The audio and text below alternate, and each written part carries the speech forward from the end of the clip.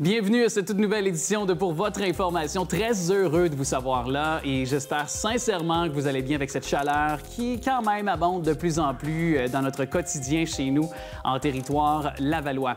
Avec aujourd'hui ses invités, l'autrice, compositrice, interprète Sandrine Mas qu'on vous fait découvrir vraiment au son très éclectique. Louis Beaulieu qui est directeur général de Transplant Québec. Aussi, visite très intéressante des locaux d'Amazon de Laval, notre chroniqueuse Stéphanie Léveillé-Denis. Plus de détails à venir. Aussi, Sarah Maud, notre chroniqueuse photo, sera avec nous pour nous parler de voyage. Et Nicolas Vincent-Poirier nous parle d'un film très attendu que j'avais très hâte de voir, soit Top Gun Maverick. Mais pour l'instant, on ouvre cette émission avec Louis-Philippe Pratt, qui est auteur de la méthode Y. Je vous souhaite une excellente émission.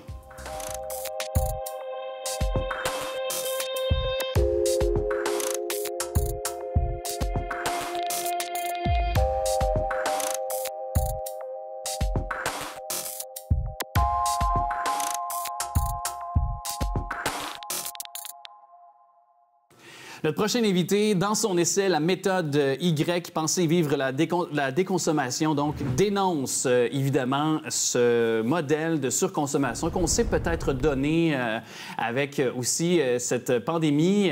On avait un peu arrêté de consommer, mais là, visiblement, la consommation aussi reprend.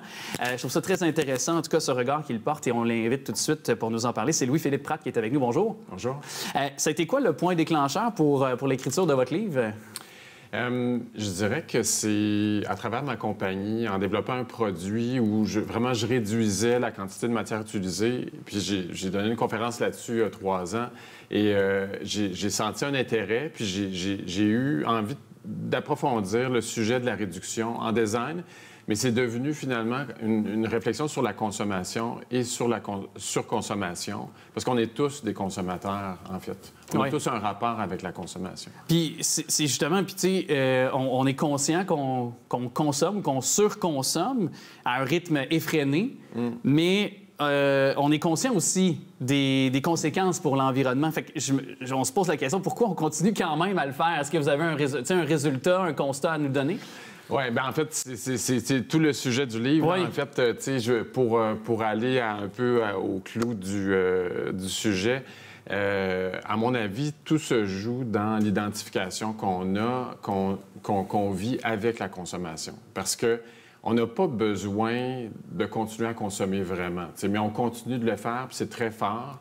Donc, cette identification-là qu'on a avec les produits qu'on consomme, je pense qu'il est là le vrai pouvoir de la consommation. T'sais, on est loin des besoins fonctionnels, pratiques. Oui, on en a, c'est certain, mais de changer de voiture aux 2 ans, on n'est pas dans quelque chose de rationnel. Le téléphone, il y en a que c'est une fois par année, lorsque le nouveau modèle de iPhone, par exemple, sort. Oui, c'est devenu normal même. T'sais, on s'attend à ce qu'on change régulièrement.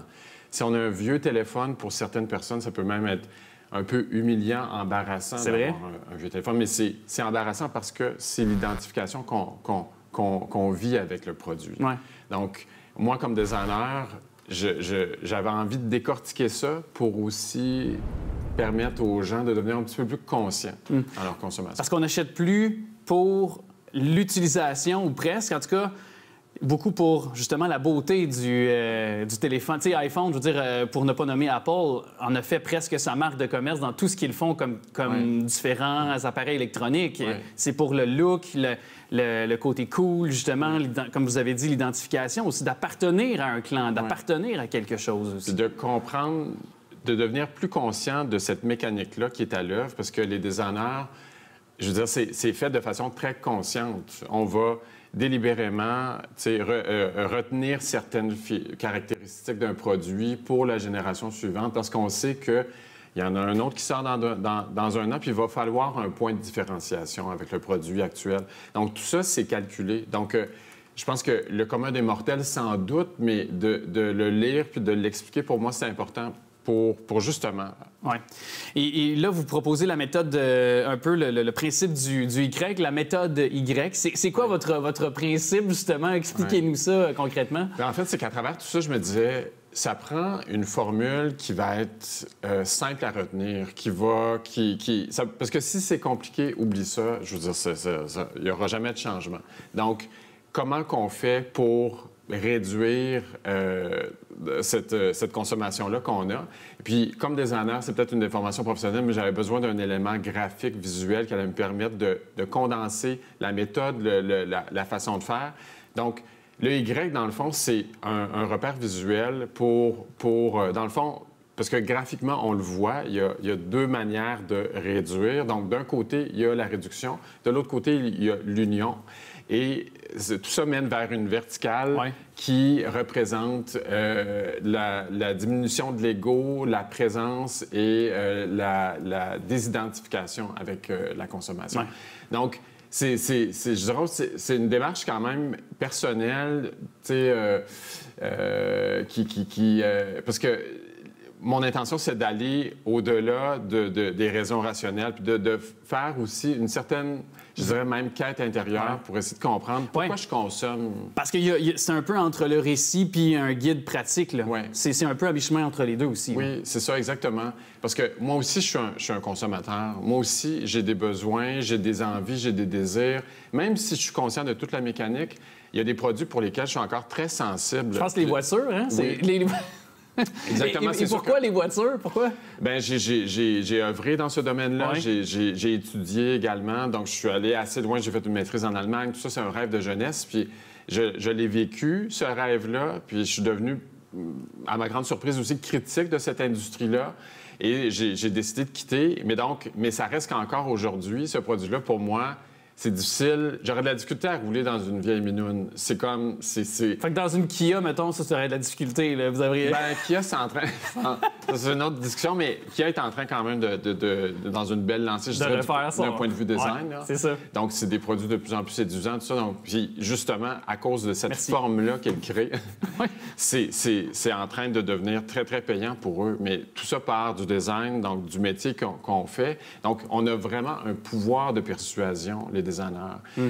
C'est fascinant, puis en même temps, c'est vraiment problématique parce qu'on fait consommer à toutes sortes de gens des produits dont ils n'ont pas vraiment besoin. Non, exact. Exact. Puis dont peut-être même ils ont encore... C'est-à-dire que je prends par exemple encore le téléphone parce que c'est ça qui est à notre portée à nous deux présentement lors de notre conversation, ou un téléviseur juste à nos côtés, mais c'est ça, c'est qu'il fonctionne encore et on pense de le changer. Donc, c'est pas comme lorsqu'on était... lorsque même on était tout jeune, je veux dire, les années 90, on a grandi, probablement on n'est pas très loin du même âge, donc années 90, puis même années 80 aussi, puis lorsque c'était plus fonctionnel. Ouais. Donc, on gardait nos téléviseurs 5-10 ans et c'est là qu'on s'en allait en chercher un autre, finalement. Il y a vraiment une accélération. Ouais. Puis, tu sais, on nous aurait dit, il y a, je sais pas, 15-20 ans, qu'on allait changer de téléphone aux 2 ans, des téléphones à 1 000 $. Tu sais, on aurait dit, bien voyons, c'est impossible. Mais Apple a réussi ça. Ouais. Avec coup de maître. C'est un coup de maître incroyable, je veux dire. Donc, avec justement le pouvoir du design et de cette stratégie-là de développement de produits, en fait.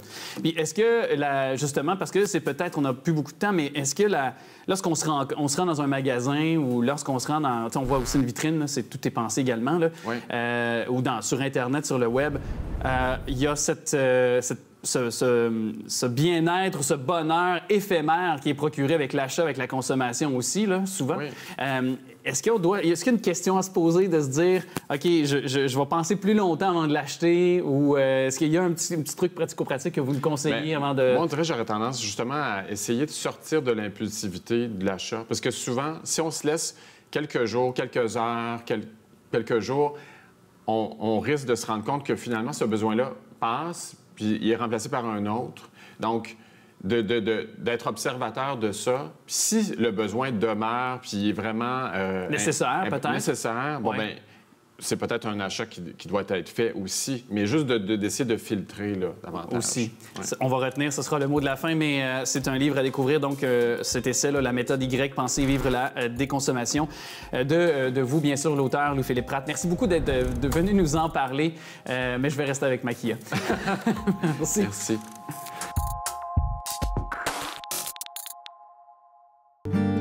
Aujourd'hui, j'aimerais ça vous parler de là où je viens. Petit trésor dans le coin de Québec, on est tassé, mais on est bien. On l'appelle Wendake, cité du peuple insulaire. Notre histoire TV, même si ça fait pas votre affaire. Il y a 400 ans, les Français ont débarqué. Ils ont pas perdu de temps pour essayer de nous baptiser. On sait même pas représenté qui nous avait donné un nom. À cause de notre coupe de cheveux foqués, ils nous ont appelés les Hurons. Les Hurons. Tout est serré, tout est tassé. À Wendake, on vit dans 2 kilomètres carrés. Tout est épais, tout est bouclé. Dans ma réserve à Wendake, oui, tout est tassé. Son premier simple du nom de Wenda Trap a été lancé de cela quelques semaines et de façon plus formelle, concrète, vous pouvez depuis le 20 mai sur toutes les plateformes écouter donc l'étendue de son talent qui est très varié quand même, c'est assez éclectique. L'Ours Noir EP donc qui est disponible depuis le 20 mai. On en parle tout de suite avec elle qui est devant moi à l'écran. Sandrine Mars, salut. Salut, ça va bien? Bien, ça va très bien, toi? Yes, merci. Content de la réception de l'Ours Noir depuis sa sortie? Oui, c'est comme... ouais, c'est ça. C'est comme mon premier bébé musical. Hein? C'est un petit peu un accouchement. Il y a sûrement bien des mères qui seraient pas d'accord avec ça, là. Oui. Mais tu peux te comparer, non? Oui.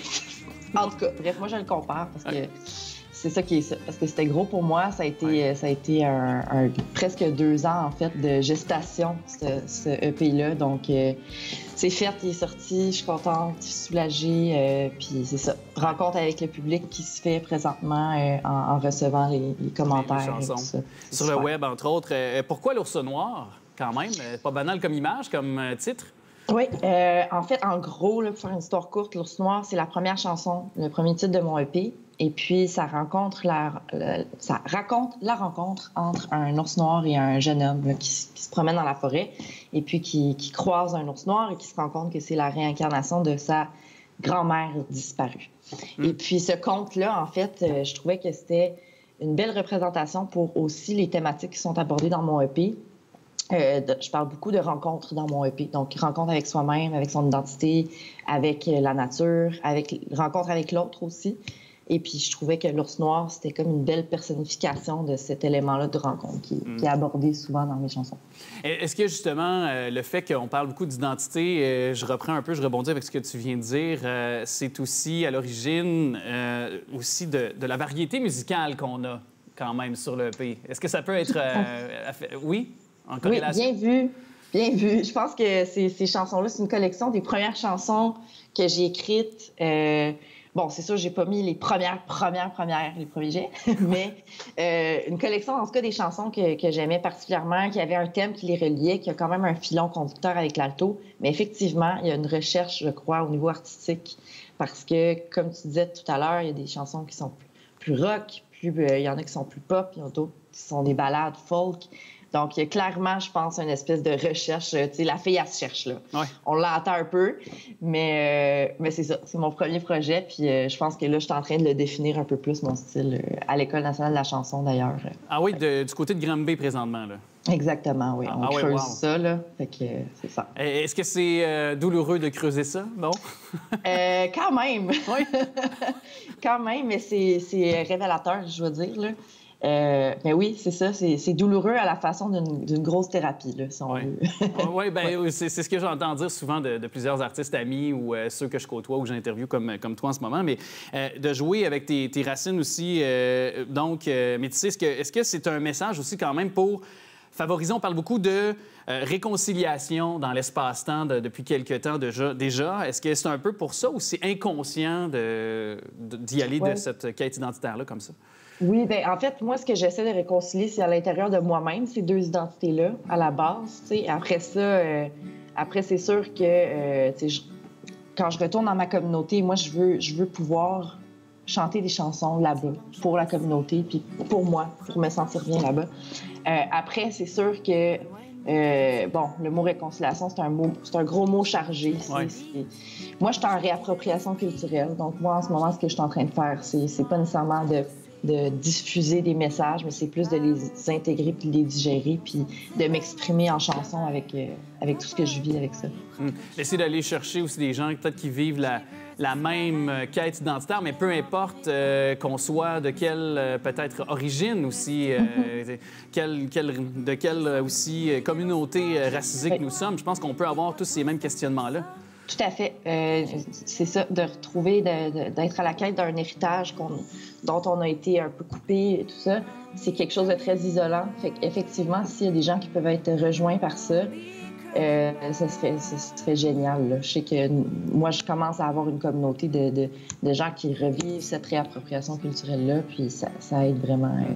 Ça aide dans le chemin. Et d'ailleurs, parce que toi, c'est ça, évidemment, on parle, toi, tu es autochtone, tu as des racines autochtones, on comprend avec le Wendat-Trap, donc, entre autres, cette communauté. Mais est-ce que tu as des échos de ce que tu fais, de par la grande communauté des gens qui te sont peut-être déjà là, donnés par la communauté, entre autres, sur les médias sociaux ou d'autres rapports? Tu parles de la communauté de Wendake? Oui, exact. Oui. Est-ce que tu as des retours de ce que tu fais quand même aussi?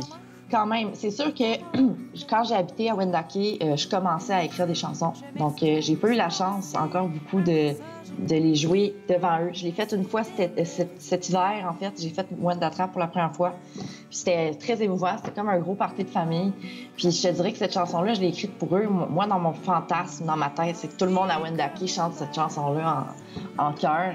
Et puis, j'ai eu des retours, oui, effectivement, que cette chanson-là, premièrement, elle reste pognée dans la tête. Oui. Puis, tu sais, quand il y en a un qui l'entend à la radio, puis tout ça, j'ai toujours des super beaux mots. Puis, c'est une chanson un peu rassembleuse, thématique, une chanson hymne, presque.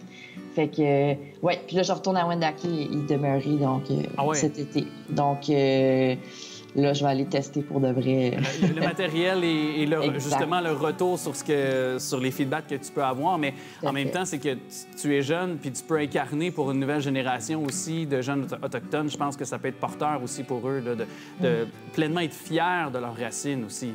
Oui, je pense que cette fierté-là, on peut l'apporter, on doit le faire. Puis si on le fait pas, puis si on participe pas aussi au mouvement de revitalisation culturelle puis de la langue, bien, qui sait qui va le faire, tu sais. Oui, puis ça va se perdre. Après nous autres, ça va se perdre, c'est ça. Ça va se perdre à travers le temps, tout comme la langue française ou d'autres. À un moment donné, il y a eu des gens qui ont soutenu et qui se sont battus pour des droits de langue française. Alors, c'est la même chose. On peut l'accoler, évidemment, à la communauté ou à la culture autochtone plus large. En tout cas, oui, vraiment. En tout cas, c'est très intéressant. J'invite les gens à l'écouter de ce pas sur toutes les plateformes. Je réitère, L'Ours Noir, ce EP qui est disponible de la part, évidemment, de Sandrine Mas, qui était notre invitée dans les dernières minutes. On va se quitter d'ailleurs avec un extrait, Sandrine. Merci beaucoup d'avoir été avec nous. Merci, ça va être ça fait plaisir. Merci, bye-bye. Bye-bye. On s'est chanté des choses parce que les choses se disent toujours mieux quand on les chante. On s'est chanté des choses parce que les choses se disent toujours mieux quand on les chante.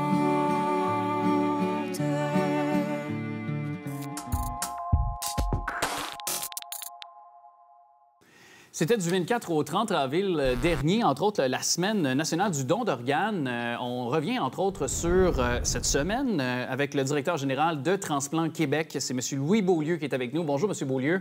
Bonjour, M. Trudel. Évidemment, je veux qu'on revienne sur cette semaine. On vous avait reçu un petit peu en amont, puis c'est bon de revenir un petit peu plus tard, quelques semaines plus tard, pour voir un peu quels ont été les résultats de cette semaine. Et puis, est-ce que vous avez eu peut-être également, vous croyez, une augmentation de gens là, qui ont manifesté le désir de signer leur carte de don d'organes? Écoutez, on l'espère. Ce n'est pas quelque chose qui est facile à mesurer, mais on est toujours en campagne de communication, campagne qui dit « Ne gardez pas tout ça en dedans, dites-le, parlez de vos volontés avec vos proches ». Donc, on a été présent dans pas mal toutes les régions du Québec avec cette campagne. Puis, on avait aussi organisé, à l'intention des professionnels de la santé, une conférence midi pour discuter du don d'organes et de la famille. Bien, en même temps, évidemment, c'est aussi, j'imagine, juste d'avoir plusieurs tribunes pour en parler, de rappeler les moyens, les mécanismes pour signer sa carte de don d'organes, de manifester des réflexions, des discussions auprès de proches. Déjà là, c'est une des missions de cette semaine-là, finalement. Là. Tout à fait. C'est de rappeler un peu l'état du don d'organes au Québec, d'indiquer que la pandémie nous a affectés. On a malheureusement vu la liste d'attente réaugmenter à la fin de 2021. Là, elle semble être relativement stable. Donc, on parle de plus de 80 personnes et c'est des personnes de plus qui sont en attente. Donc, rappeler à la population toute l'importance de la conversation autour de ces volontés. Qu'est-ce que je veux, moi? Pourquoi parce que je sais que je pourrais peut-être sauver 8 vies à mon décès. Donc, c'est important pour moi qu'on respecte mes volontés. Oui, puis je regardais les statistiques que vous avez dévoilées dans, justement, cette semaine nationale de don d'organes. On disait plus de 70 des Québécois sont défavorables au fait que la famille puisse avoir le dernier mot sur le don d'organes de leurs proches décédés. On disait aussi par la même occasion que près de 80 jugent que la famille ne devrait pas aller finalement à l'encontre de la volonté des défunts aussi. On sait que ça peut devenir très sentimental, mais vous aviez aussi lancé et posé la question que la famille devrait-elle avoir le dernier mot? Est-ce qu'on doit aller en consultation publique là-dessus? Parce que c'est quand même un sujet qui s'avère national. Il y a la population qui, malheureusement, est vieillissante. Il y aura de plus en plus de décès dans les années à venir aussi. Est-ce qu'on doit mener une consultation publique, du moins plaider auprès du gouvernement pour avoir des résultats concrets là-dessus? Bien, en fait, on pense qu'on est mûr au Québec pour une conversation autour de tout ça. La famille ne devrait pas avoir le dernier mot, mais dans les faits, la famille, elle a besoin de soins aussi parce qu'elle perd un être cher de façon subite, elle est sous le choc. Donc, on pense qu'il serait bon de rediscuter toute cette question du consentement. Est-ce qu'on conserve le même modèle de consentement qu'on a actuellement ou de façon explicite, on dit qu'on est un donneur ou qu'on ne l'est pas à travers soit le registre de l'assurance maladie, soit celui de la Chambre des notaires? Est-ce qu'on doit aller vers un consentement où l'État, par effet de loi, décide que tout le monde est un donneur? Chose certaine, la famille va toujours être là et la famille, on doit aussi lui donner des soins. Ouais. Ce qu'on constate, c'est que quand les volontés ont été exprimées clairement et dites à des membres de la famille, en général, on respecte la volonté des proches. Ça permet, dans la situation de crise, de se rappeler qu'est-ce que Louis voulait au moment où il a parlé de ses volontés autour du don d'organes. Est-ce que lorsqu'il survient justement la possibilité d'un décès, de donner peut-être un rein, peu importe, donc les parties de son corps, qu'il a dûment signé sa carte ou autre, est-ce que les proches, les familles sont bien accompagnées? Est-ce que le délai entre... Parce que parfois, j'imagine que il y a peu d'heures pour décider aussi, de prendre la décision, de respecter la volonté ou non. Ça peut être, comme vous avez dit, des fois très difficile à prendre comme décision pour les proches, les familles qui sont là toujours en vie. Est-ce qu'il n'y a pas un soutien psychologique qui existe ou qui devrait exister dans les cas où il n'y en a pas? Bien, on tâche d'amener le meilleur soutien possible à chaque fois que c'est possible. Il ne faut pas oublier que le don d'organes, ça se réalise aux soins intensifs, à l'urgence, donc des endroits qui sont extrêmement sollicités dans nos hôpitaux. On le vit à travers la pandémie, là, à quel point ça pouvait être tout un enjeu. Donc, le don d'organes se situe dans ce contexte avec du personnel souvent très sollicité. On a évidemment des ressources chez Transplant Québec. On cherche à accompagner les familles le mieux possible, mais pour les familles, au moment du décès, le don d'organes, ça veut aussi dire j'accepte que mon proche est décédé. Puis effectivement, c'est tout le temps une course contre la montre, même si on peut disposer de 24-48 heures. Pour certaines familles, c'est très peu. Pour se faire à l'idée que Louis était bien ce matin, puis on est le lendemain matin, puis là, vous me dites que son cerveau ne fonctionne plus. De là, encore une fois, l'importance de la conversation avec ses proches. Oui. Et puis, il nous reste peu de temps, M. Beaulieu, mais comment on peut manifester le désir de faire de notre corps des dons d'organes à la suite de notre décès? C'est important, évidemment, de le rappeler. Alors, s'inscrire au registre de l'assurance maladie ou quand on va chez notre notaire, ça, c'est la meilleure façon parce qu'elle dure dans le temps. Sinon, on peut aussi signer l'endos de notre carte d'assurance maladie. On peut le faire en tout temps.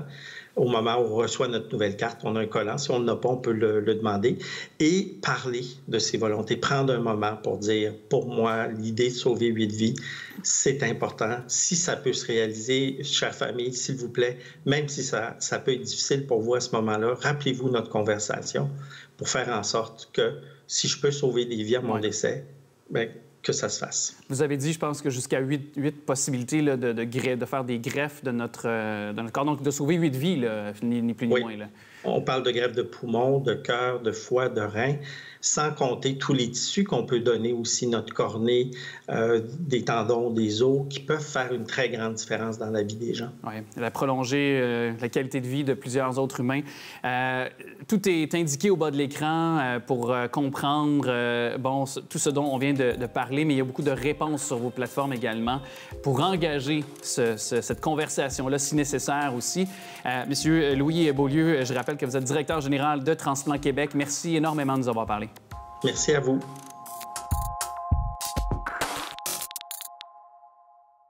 De votre clavier à votre porte d'entrée, quelles sont les étapes de livraison pour votre colis?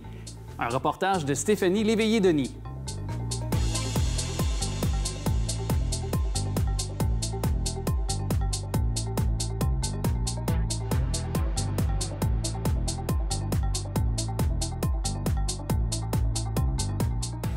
Aujourd'hui, nous sommes en pleine visite du nouveau centre Amazon de Laval. Nous sommes avec la directrice des lieux, Véronique. Bonjour, oui, je me présente Véronique Quentin. Je suis en charge ici des opérations de la station qu'on est actuellement DXT5, mais on a une autre station aussi à Laval, DXT4, donc qui est dans un quartier Saint-François. Donc, expliquez-nous un petit peu ce qui se passe ici, parce que là, on voit, c'est énorme. Il y a beaucoup de gens, beaucoup de paquets, beaucoup de trucs qui se passent. C'est à peu près la grandeur de 2 terrains de football. C'est assez impressionnant. Donc, c'est quoi qui se passe ici? Oui, exactement. Alors ici, on reçoit tous les soirs des colis qui arrivent de nos centres de distribution. Puis nous, on est en charge de faire le tri et de faire la livraison à nos clients. Donc, on reçoit des milliers de colis. On trie par adresse. Puis, par la suite, on crée, en fait, les chariots qui vont être mis dans les camions, puis les camions vont partir à temps pour la livraison dans la journée même à nos clients. Donc, ce qu'on appelle, c'est le dernier kilomètre de livraison.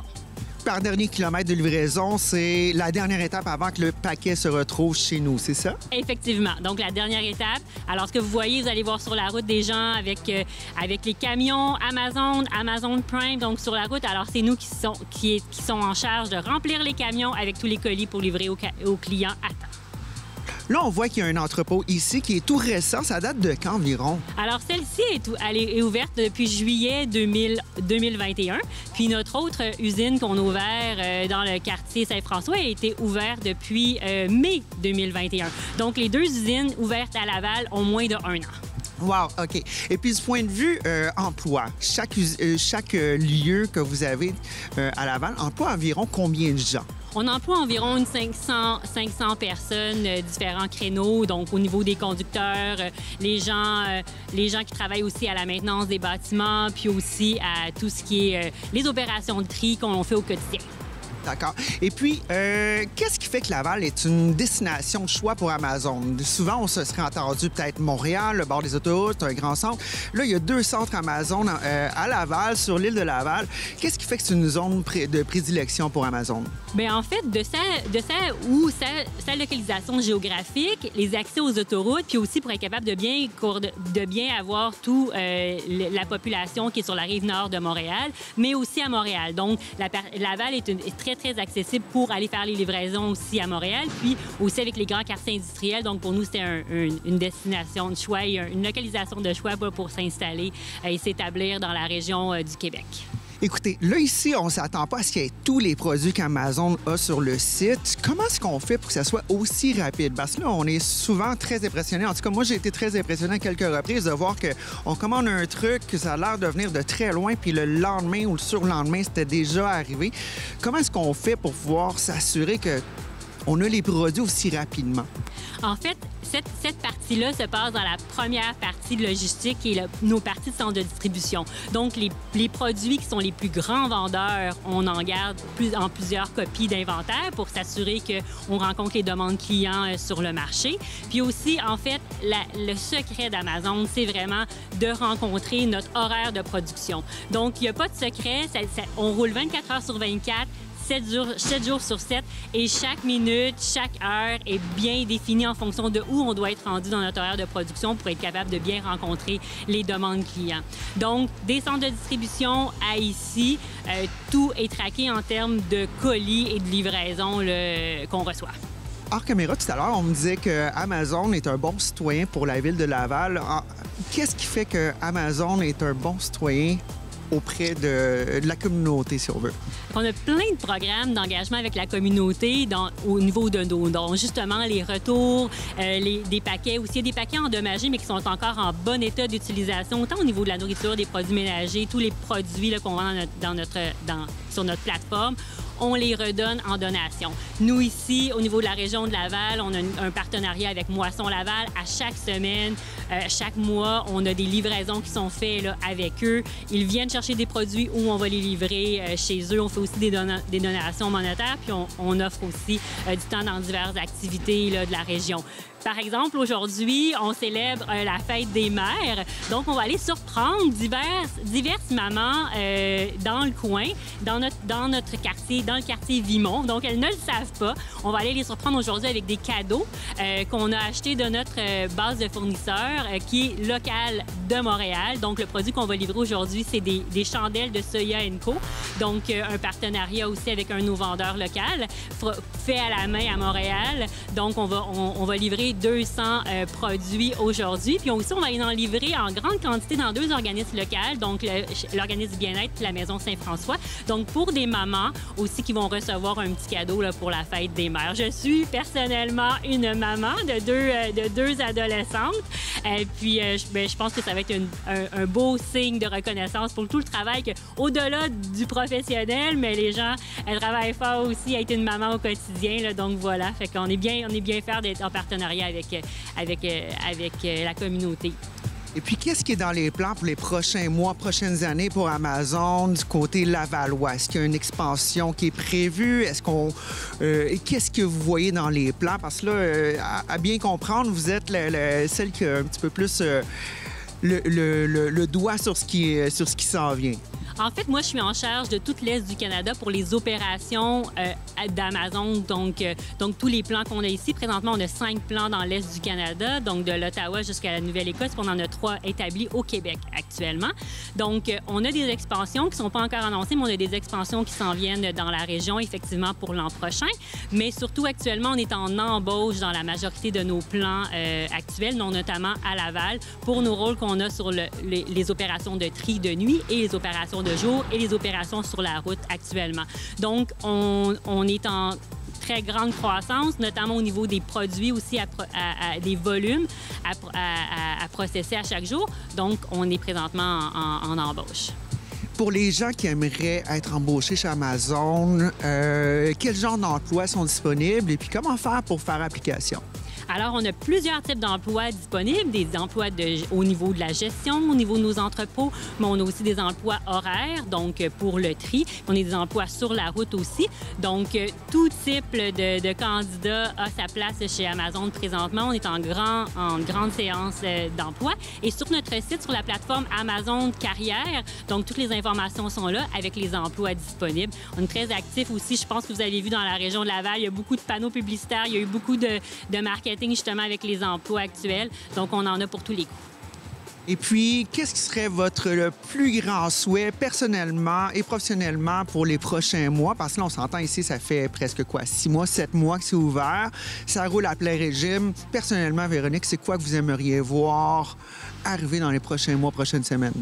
Mais je pense qu'une des choses les plus importantes, c'est de continuer d'avoir du plaisir. C'est un des créneaux d'Amazon, d'avoir du plaisir au quotidien. Puis je pense que c'est ça. Avec les équipes, maintenant, on a eu un grand défi de croissance. On a eu un grand défi de mettre en place tout ça. Maintenant, il faut continuer d'avoir du plaisir puis d'œuvrer avec nos opérations dans le quotidien. Fait que je pense que ça, c'est le plus gros défi. Moi, je suis une gestionnaire qui est mobilisatrice et engageante. J'adore faire partie du quotidien. Je mets mes gants à chaque jour. J'aide les gens sur le plancher. Je travaille. J'ai fait tous les différents rôles qui existent ici. Ça fait partie du processus d'Amazon aussi au niveau de la formation des gestionnaires et de tout le monde. En fait, on doit comprendre bien le rôle de chacun. Fait que je pense que c'est de continuer d'avoir du plaisir dans cette croissance-là qui peut justement être plus grande que nature, mais de continuer d'avoir du plaisir puis de garder la tête froide par rapport à ça. Bien, on va aller poursuivre notre visite. Un gros merci, Véronique, et puis on se revoit incessamment. Un grand plaisir. Merci beaucoup.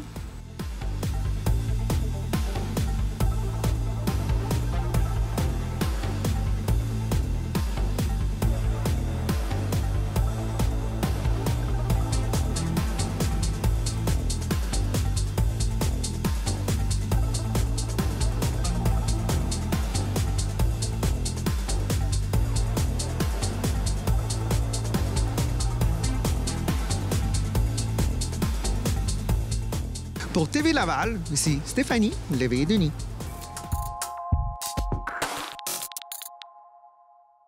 On la joint, elle est outre-mer. Très heureux de pouvoir renouer avec Sarah Maud, qui est ambassadrice, bien sûr, pour Nikon Canada, puis photojournaliste. Salut, ma chère et grande voyageuse maintenant en France. Salut, Sarah Maud. Salut, Alex, ça va bien? Ça va très bien, toi? Oui, écoute, moi, j'ai complètement déconnecté, là, ça fait super bien. Ça fait super du bien, puis non, on est bien, là. Et t'avais rangé un petit peu ton accent québécois. Il a fallu que tu le ressortes le temps de la chronique, parce que... Oui, c'est ça. Écoute, quand je suis arrivée, ma famille avait un petit peu de mal à me comprendre, ce qui fait que moi, j'ai essayé de me remettre à parler français et j'ai vraiment réussi. Mais là, quand j'ai parlé à certaines personnes au Québec, ils m'ont dit « Non, mais attends, c'est fou, là, on te reconnaît même plus. » Fait que là, je me pratique. C'est pas naturel aujourd'hui de parler québécois, mais ça va revenir dès que je vais remettre les pieds au pays. Au pays, c'est ça. Mais on s'entend qu'il faut le dire là aussi, parce que pour ceux qui ne le savaient pas, mais évidemment, tu as des origines françaises aussi. Oui. Alors, ça vient aussi expliquer la chose pourquoi tu as de la famille. Tu voulais d'ailleurs, justement, prendre de la balle au bon, puis nous parler de photos de voyage, puis justement, parler de photographie en ce sens-là. Qu'est-ce qu'on doit apporter tout d'abord? Qu'est-ce qui est nécessaire au moins pour apporter de bonnes photos, de bons souvenirs de nos voyages? Bien, c'est ça, en fait. Étant donné que je suis partie en France sur un coup de tête, je me suis dit que ce serait le fun d'en parler pour la chronique. Donc, je suis partie rapidement. Je me suis dit, OK, qu'est-ce que j'amène? Parce que qu'est-ce que j'aurais envie de faire là-bas? Est-ce que c'est des paysages? Est-ce que c'est des gens que j'ai envie de photographier? Des choses comme ça. Donc, je me suis déjà dit que ce serait intéressant qu'on en parle, étant donné que je suis là. Et donc, je commencerai simplement par dire quoi amener. Pour toutes les personnes qui veulent voyager, par exemple, votre appareil photo, vous amenez quoi? Moi, je pense que dans mon cas, moi, j'aime voyager léger. Donc, sinon, c'est facile de se ramasser avec à peu près 20 000 objectifs, deux boîtiers, un trépied. Et puis, ça encombre beaucoup la rapidité puis le déplacement, en plus du transport et tout ça. Donc, comme moi, j'aime voyager léger, je me suis dit que ce serait intéressant d'amener simplement un grand angle. Comme j'ai amené ma 16-35 et puis j'ai amené aussi ma 85 mm 1.8, ce qui va me permettre de faire des paysages. Puis j'en ai posté quelques-uns sur les réseaux sociaux là, dans les 2 dernières semaines. Puis l'autre, ça plus des portraits. Fait que ça, c'est le fun aussi. Donc ça, c'est une bonne façon de faire. Voyager léger, généralement, c'est ce que je conseille aux gens qui veulent faire des photos. Oui. Bien, évidemment, si on a, par exemple, notre appareil intelligent, donc téléphone cellulaire. Y a-t-il des applications, des choses qu'on peut aussi avoir recours comme application photo que tu suggères pour réaliser quand même de belles photos? Bien, absolument. Moi, j'utilise je suis allée avec ma Z6 II, donc maintenant avec le Bluetooth et tout ça, c'est plus facile de transmettre dans le cellulaire directement. Puis à partir de là, bien, on peut utiliser Lightroom, par exemple, pour éditer les photos et aussi les traiter. Fait que ça, c'est le fun.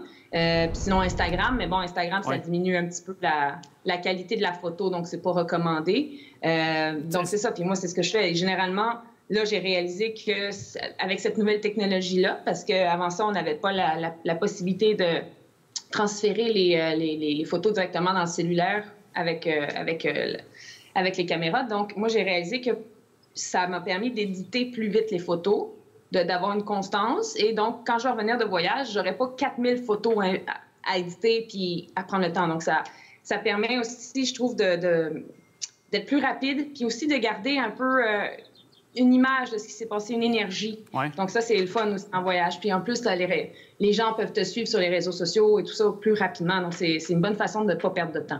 Est-ce que tu connais l'application? Moi, j'utilise Snapseed. Je ne sais pas si ça dit quelque chose, sûrement. Ou, Non. OK. Application qui est disponible. Bon, c'est un moyen coût, là. C'est un léger coût quand même. C'est comme, si je ne m'abuse, comme 6 ou 7 $ par mois. Mais j'en fais beaucoup de photos là, dans mon quotidien. Alors, c'est sûr que si je vais en voyage, je l'utilise beaucoup. Alors, j'ai beaucoup de traitements. Je peux les trier, je peux les travailler. Alors, c'est pas très dispendieux si on aime faire des photos. Là. En tout cas, j'invite les gens à la suggestion, là, à la découverte de cette application-là. Oui, bien, écoute, tu me donneras le nom parce que je vais aller voir exactement ce que c'est. Ça m'intéresse. Moi, c'est sûr que je suis avec l'application. En fait, j'ai déjà Adobe parce que je suis photographe, donc j'ai tout de la série Adobe. Donc, pour moi, j'ai accès complètement à Lightroom. Donc, c'est plus facile pour moi de pouvoir utiliser ça. Ouais. Mais t'en connais d'autres des applications comme ça? Bien, quand même quelques-unes, mais c'est sûr que c'est toujours selon, je pense, et je retiens ce que tu me dis, c'est selon aussi le type de photo qu'on aime prendre, puis aussi, c'est un peu des essais-erreurs, hein, les applications. À un moment donné, on en a quelques-unes, on choisit un peu de par le type de photo qu'on aime faire, puis avec les essais-erreurs, c'est un peu comme ça qu'on réussit à trouver notre propre style ou notre propre, peut-être, là, finalement, signature de photo. Alors, c'est ça. Moi, c'est un peu comme ça que j'ai découvert. Oui, parce que c'est intéressant, parce que moi, c'est mon métier. Fait que, tu sais, pour moi, je suis habituée à Photoshop, Lightroom, Camera Raw, compagnie. Je suis habituée à travailler avec ça. Donc, je ne vais pas chercher ailleurs, je sais ce que j'ai là. Mais c'est pour ça que je demandais, par exemple, pour toi, par exemple, qui n'est pas photographe, qu'est-ce que tu aimes utiliser? Ça m'intéressait de le savoir. Oui. Bien, c'est sûr que moi, en même temps, c'est des photos, comme tu dis, je ne sais pas mon métier et je ne prétends pas non plus être un professionnel non plus en la matière, mais effectivement, c'est des photos du quotidien, des photos familiales, des paysages quand on part en voyage. Puis d'ailleurs, quand on part en voyage aussi, j'écoutais tantôt, puis je reprends les propos de Daniel, mon précieux caméraman, puis il disait « Le sable est le pire ennemi de tout photographe en voyage. » Est-ce que tu es d'accord avec lui? Oui, dans le sens que c'est sûr que le sable, ça s'infiltre partout. Fait que si tu es amené à changer de lentille, ça peut être dangereux pour ton appareil photo.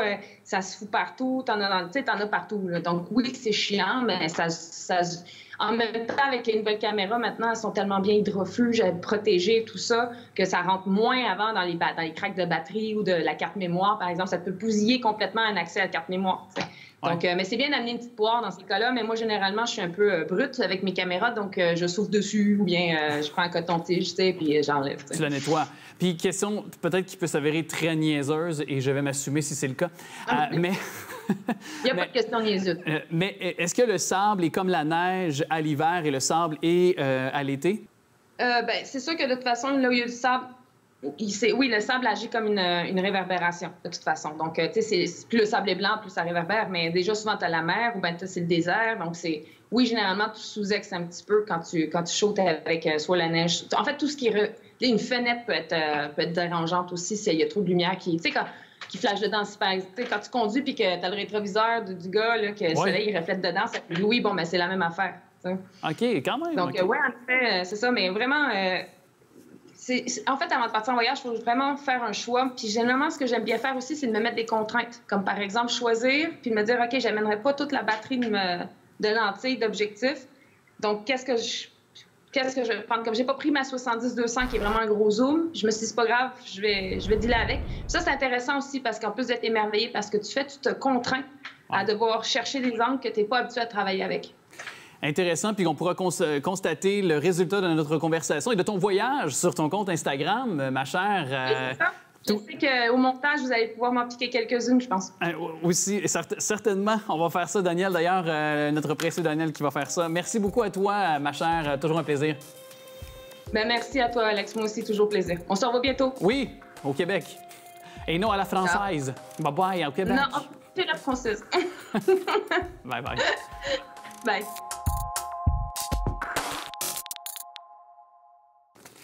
Hey, je suis vraiment heureux pour plein de considérations parce que je parle avec Nicolas Vincent Poirier, parce que je parle d'un film que j'attendais et que vraiment j'avais très hâte de voir. Top Gun Maverick qui est disponible dès maintenant au moment de se parler au cinéma. Nicolas Vincent Poirier, salut! Salut, Alex! Je sais que c'est pas nécessairement la franchise dont tu es le plus fervent ou peut-être celle que tu aimes le plus, mais... Tu comprends l'impact qu'a eu en 86 Top Gun 1 et pourquoi on a hâte de le voir, les gens qui sont à l'écoute, là?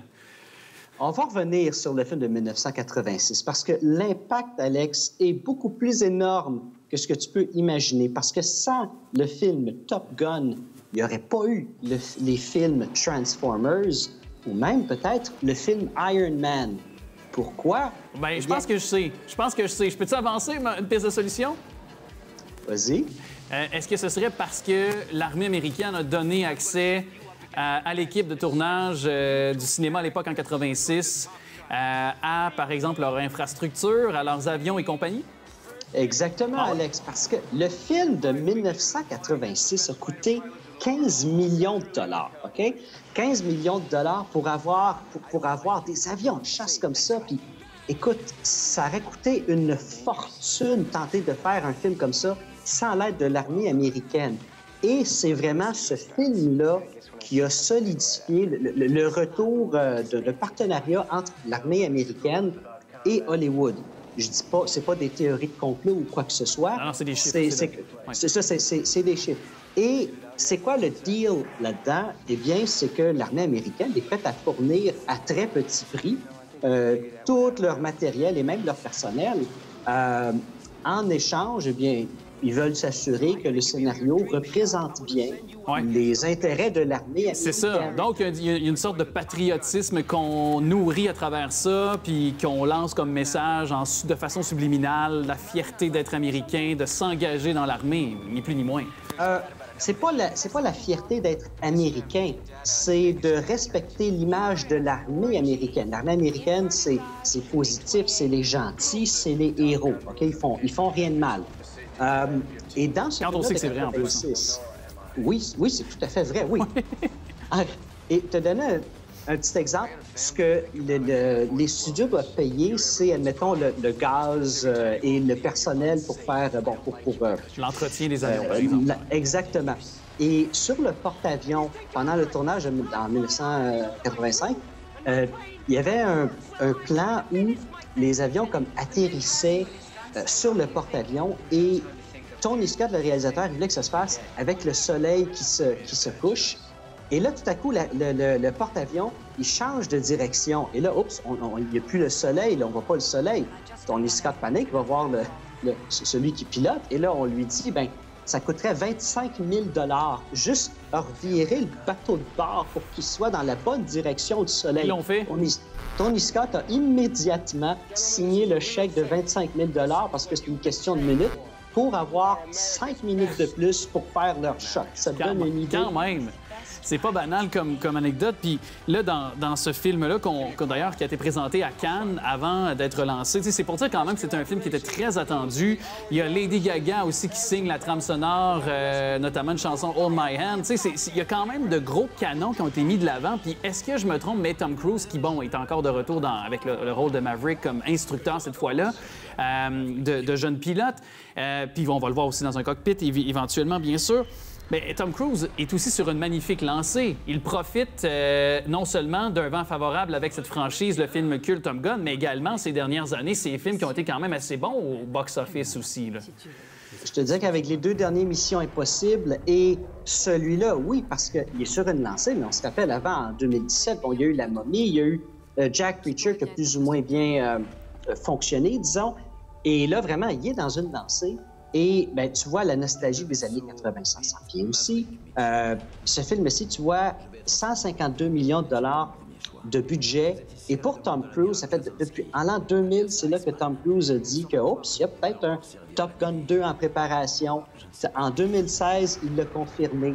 En 2017, le titre a été annoncé. Mais pour Tom Cruise, pour qu'il réembarque dans le film, il ne fallait pas qu'il y ait de CGI au niveau des avions, là. Ça devait être fait pour de vrai. Il fallait que ce soit le plus possible réaliste. Là, Ben, exactement. Donc, évidemment, quand on dit qu'il faut que ce soit avec des vrais avions, et ben, évidemment, ben, l'aide de l'armée américaine. Exact. Et je t'interromps un petit peu parce que le temps file rapidement, puis il y en a qui se posent la question pourquoi, par exemple, Val Kilmer, qui est de retour, on le sait, malheureusement, à cause de la maladie, ne peut plus parler, a perdu l'usage de la parole, mais on le voit quand même dans le film. Je laisserai les gens le découvrir. Mais il y a Kelly McGillis, qui jouait dans le Top Gun 1 aussi, qui n'est pas de retour. C'est un peu, en quelque sorte, Jennifer Connelly, qui joue l'amoureuse, qui joue un peu le rôle qu'elle faisait à l'époque, là. Je vais dire rapidement comme ça. Mais on se pose la question pourquoi elle n'est pas de retour, parce que c'est un peu la seule qui n'est pas de retour dans les acteurs qu'on voyait de façon prédominante à l'écran. Là. Ah, Alex, Hollywood et leur standard de beauté. OK. On comprend. Si je sais lire entre les lignes, c'est que disons qu'avec les années, ça a peut-être moins bien été généreux dans son cas. Je vais dire comme ça. Il y a ça et aussi, ils veulent des vedettes. Aussi. C'est très important. Aussi, Jennifer Connelly, tu sais, elle est... une actrice très connue, oui. Elle est très, très, très connue.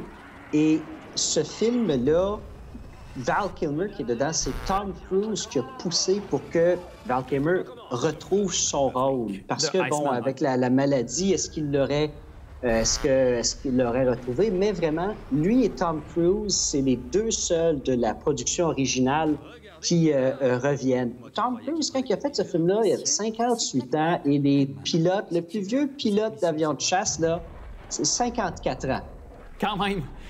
OK, puis lui, il l'a fait à 58. Puis on l'a vu faire, pour faire la promotion du film, plutôt au cours des dernières semaines, on l'a vu, tu sais, dans les airs, sur le cockpit, faire une cascade incroyable. On voit encore à quel point il est en forme. On le voit dans ses apparitions publiques aussi. Tu sais, il approche la soixantaine cet été, le 3 juillet prochain. Il ne prend pas une ride. On peut s'attendre à un éventuel bientôt, là, Mission Impossible. Il y en a deux. Deux autres, en plus, regarde, tu me confirmes. Alors, c'est pas terminé pour voir Tom Cruise encore à son meilleur.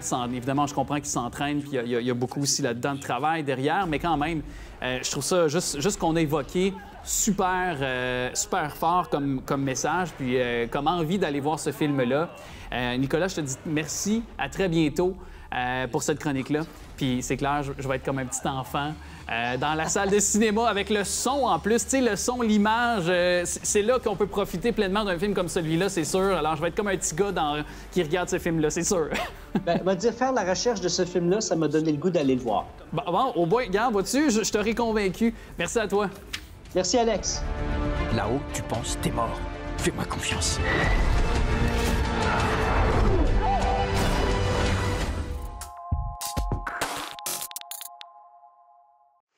Elle est toujours du côté pour une deuxième chronique à Punta Cana, comme l'indique son chandail fièrement en République. Salut, Isabelle Dominique. Comment ça va? Ça va très bien, toi? Ça va super bien. Hey, évidemment, fondé sur ce qu'on peut voir sur notre télé ici, TV Laval, avec 2 temps 3 mouvements, l'émission que tu pilotes pour nous rendre en forme. Là, tu nous as dit, puis tu m'avais donc proposé cette chronique-là, thématique 2 temps 3 mouvements, mais en direct des pays chauds. Qu'est-ce que tu proposes pour cette chronique?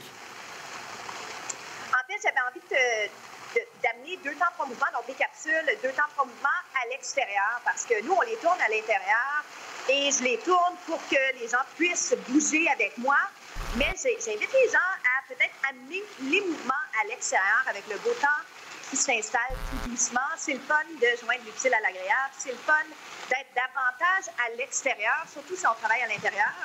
Et pourquoi pas utiliser ce qu'on connaît déjà, et c'est ce que je promouvois de toute façon, les mouvements qu'on connaît, que notre corps a l'habitude de faire, ou que les gens découvrent avec mes contenus, on les insère dans notre mode de vie, mais à l'extérieur. Ça peut être au parc, ça peut être dans notre cour, ça peut être sur une petite terrasse, ça peut être dans un coin comme un lac, une rivière, proche de l'eau, proche d'un endroit où on est bien, mais en même temps, continuer à penser à prendre soin de nous et à prendre soin de notre santé en bougeant davantage. Puis on est tellement mieux quand on bouge, autant physiquement que mentalement. Alors, c'est de ça que j'avais envie de jaser le temps de notre chronique. Génial. Donc, oui, tu sais, les mouvements que je fais, tu sais, le lunge, le squat, c'est des mouvements qui sont simples. On peut les adapter, on peut les faire avec les sensos. T'allais dire? Bien, j'allais dire, tu es près de la plage. Est-ce que tu as envie de nous proposer justement ces mouvements-là près de la plage ou peux-tu voir ça? Effectivement. Donc, ce que je propose, en fait, c'est les mouvements. Puis moi, j'aime beaucoup m'entraîner nu-pied. C'est pas tout le monde qui aime ça. Et il y a des variations. Il y a des souliers qui sont un peu comme on dirait des... quasiment un petit soulier en caoutchouc où on voit les orteils, puis c'est très, très cute. Ça a l'air d'un soulier d'eau. Et on peut mettre ça dans les pieds. Moi, j'aime bien bouger sans souliers pour la danse. Ça se fait super bien. Donc, à la plage, sans souliers, si c'est approprié pour vous, je vous propose le lunge. Donc, quelques variations du lunge classique, le sumo lunge, pas le sumo lunge, le lunge classique, le sumo squat, pardon, le jumping jack, qui est le fun à faire dans le sable. Il fait chaud. Quand il fait chaud, quand la température est différente, il faut calculer un peu comment gérer l'intensité. Est-ce qu'on a envie d'en faire peut-être un peu moins? Si on a envie de se pousser, on peut en faire un peu plus. Comment? Avec la chaleur, est-ce qu'on réduit la chaleur pour pas avoir peut-être un coup de chaleur, justement? C'est important d'être à l'écoute de son corps? Il faut être à l'écoute de son corps. Il ne faut jamais être trop paresseux non plus. Tu sais, il faut trouver l'équilibre, donc être à l'extérieur de sa zone de confort. Pour certains, ça va être juste une bonne marche au bord de l'eau. si vous avez de l'eau pas loin, si cet été, plus tard, vous allez avoir envie d'utiliser ce dont on parle aujourd'hui. Mais effectivement, des fois, ça va être de diminuer le nombre de répétitions. Alors, si je suis à la plage, peut-être que je ferai moins de jumping jack ou je vais aller me saucer, revenir, faire des jumping jacks, je m'assure de m'hydrater. Il y a la planche qui peut se faire, les push-ups se font. Des fois, c'est plus le fun de les faire sur une chaise plutôt que directement dans le sable parce que, bon, tu sais, le sable va partout. Donc, c'est vraiment ces mouvements-là. J'essaie de penser, est-ce que j'en ai oublié, les abdos sur une serviette, peut-être sur le sol. Si ça s'apprête moins, une planche de côté, c'est le fun. Puis c'est ce que vous en faites. Hein? Moi, je propose certains mouvements, mais j'invite les gens à laisser aller leur imagination parce que souvent, tout le monde a un petit bagage. Tu sais, de « Ah oui, j'ai déjà fait ce mouvement-là » ou ça me rappelle quand je faisais mes cours de danse ou ça me rappelle quand je faisais du soccer. C'est des mouvements qui s'insèrent dans... ou qui permettent de préparer n'importe quel sport. Puis, si c'est le volleyball qui est le fun, bien, t'amènes ton ballon et tu joues au volleyball. Ben oui, Qu'est-ce que ça veut dire? Et est-ce qu'on peut, j'allais dire, est-ce qu'on peut aussi, par exemple, quand on est chanceuse comme toi, puis qu'on est avec la mer sur ou dans la piscine, pour certains aussi, parce qu'évidemment, il y a à peu près tous les cours du Québec qui ont une piscine à l'arrière, tu sais, ou du moins, on a accès à un lac, un cours d'eau. Est-ce qu'on peut aller apporter certaines de ces disciplines-là, de ces mouvements-là, et les amener dans l'eau pour être encore plus, peut-être, efficace? Oui, effectivement, c'est différent avec la résistance de l'eau, mais certainement, il y a des mouvements qu'on peut faire. Puis sur le web, il y a toutes sortes de choses qui se font, tu sais, pas pour nommer cette marque-là, qui n'est pas ma préférée, mais Aquazumba. Il y a plein d'idées qu'on peut faire. Puis juste en jouant un peu avec notre corps, il y a des mouvements. Moi, j'avais déjà fait une petite capsule pour s'entraîner dans l'eau, puis jouer avec la résistance. Des fois, c'est juste de bouger, puis de voir qu'est-ce qui nous fait du bien. Dans l'eau, c'est le fun parce que nos muscles travaillent bien et il y a une détente quand même agréable, tu sais, qu'on ressent quand on est dans l'eau, puis ça nous permet d'avoir moins chaud. Alors, les sports d'eau sont super. Moi, les mouvements que je propose, c'est vraiment plus des mouvements que je ferais sur, soit une surface comme le gazon, soit une surface par la plus dure, là. Vous la voyez pas. Non. Vous la voyez pas, mais la plage puis le sable. Tu peux-tu nous la montrer? Le sable ajoute un petit élément. Tu peux-tu nous la montrer, la plage? Ben oui. Et là, regarde, on en parle depuis tantôt. Là. Arrête de nous teaser. Arrête de nous teaser et montre-nous-la. Ben, on la voit, je pense qu'on la voit, mais de loin. Puis il fait tellement soleil ici que je vous vois à peine. Mais, tu sais, c'est beau, là. Ben, montre-nous ça, là. Vire ça de bord, là. Vire ça de bord, là. Fais-nous ton tour guide, là. Je vous amène. Cette piscine-là, c'est pas celle. La voyez-vous? On l'a vu pas très longtemps. Il y a quelques instants. Hein? Oui, c'est... On va pas vraiment. Un 360. Voilà. C'est très beau. Tu me fais rêver. Parce que, ben oui, puis en fait, ce que je veux ramener aussi, c'est que tous les endroits sont inspirants. Tu sais, peu importe où on est, c'est nous qui devons un peu transformer l'espace, l'endroit avec l'énergie des gens, puis ce qu'on a envie de faire. Puis toi, tu le sais parce que tu t'entraînes. Puis quand tu t'entraînes à l'extérieur, c'est différent à l'intérieur. Puis il faut avoir un peu, permettez-moi l'expression, mindset. Tu sais, comme il fait chaud, on a moins envie de bouger, on trouve une alternative. On n'a pas envie parce que là, on a trop fêté hier. Bien, OK, je vais faire un entraînement express réduit. Ils sont parfaits, ces entraînements-là, parce que ça nous permet de faire la job. Ce matin, avant qu'on se voit, j'en ai fait un mini-workout, pas très long parce que j'avais chaud, puis parce que je me préparais pour jaser avec vous, mais je l'ai fait. Ça me tentait moyennement, mais après, je suis toujours contente. C'est toujours un peu ce message-là. Puis tu le sais, tu es quelqu'un qui t'entraîne. C'est souvent les gens qui n'ont pas encore trouvé cette passion, tu sais, côté sport, côté mouvement, qu'il faut convaincre davantage. Exact. Puis, quand on aime ça, il faut les aider parce que un coup qu'ils l'ont, ils sont comme « Ah oui, c'est vrai, tu sais, j'ai pas envie de le faire, je suis fatiguée, mais je le fais parce que je sais comment je vais me sentir après. » Et ça, c'est précieux, c'est priceless. Maison, et je te quitterai avec cette chanson célèbre et que tu pourras chanter à ton tour lorsque tu quitteras Punta Cana. Tous les palmiers, tous les bananiers vont pousser pareil quand je serai partie, ma chère. Quelle tristesse! Ben oui, je le sais, mais là, il faut que tu reviennes en studio pour l'une de nos dernières chroniques pour faire comme l'an dernier, lors de la fin de la saison. Je veux t'avoir avec nous pour nous faire en temps réel des suggestions également, comme tu viens de nous faire là. Je te remercie. Je te souhaite de profiter du soleil bien en masse d'ici la fin de ton séjour à Punta Cana. Merci d'avoir été avec nous. Merci, Alex. Bonne semaine. À toi aussi. Je remercie toute l'équipe, soit Jacques, Daniel et Daniel aussi pour le montage, la caméra, la réalisation, Alain aussi, et la précieuse Manon aussi à la recherche. Je vous remercie, vous, d'être là de façon aussi hebdomadaire. N'oubliez pas, c'est notre Bingo TV Laval qui suit les dimanches à 9h30. Et puis, il faut comprendre que c'est cette semaine 3 500 $ à gagner et 2 500 $ pour la carte pleine. Je vous dis à très bientôt.